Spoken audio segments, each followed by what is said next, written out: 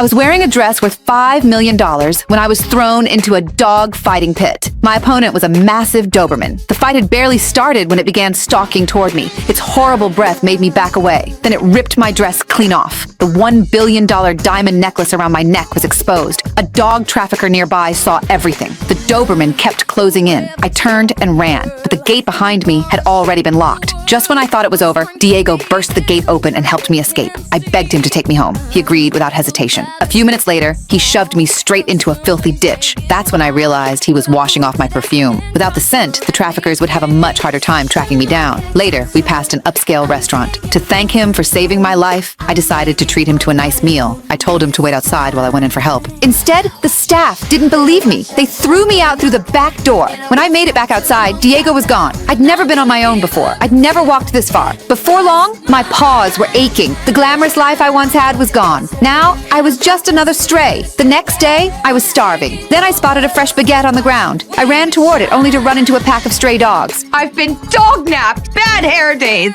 so don't push me! The second I finished talking, they all took off running. I couldn't help smiling. Then I turned around and froze. The Doberman was standing right behind me. I stumbled backward in fear. Right then, Diego showed up again and saved me. We ran as fast as we could into a museum. The Doberman chased us inside too. The whole museum erupted into chaos. It didn't take long before security spotted us. In the middle of the confusion, Diego and I pretended to be statues. It worked. The guards walked right past us. I finally asked him why he'd left me earlier. He said he saw people taking care of me and feeding me. The closest I came to food was a used churro.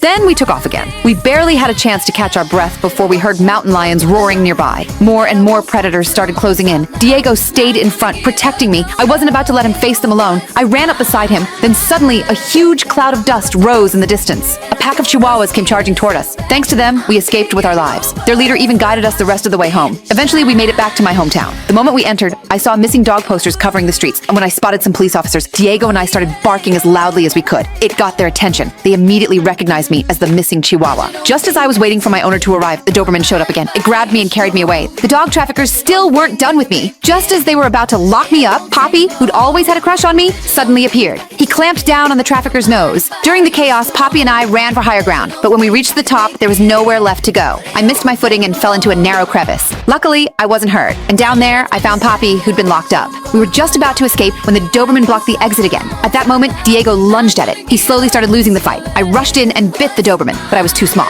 It flung me away with one shake. Seeing that, Diego snapped. He finally fought back with everything he had and took the Doberman down. Just then, the police arrived. The dog traffickers were finally arrested. In the end, I made it back home to my owner. I also accepted Poppy's love. As for Diego, it earned the respect of the police. And eventually, it became a police dog.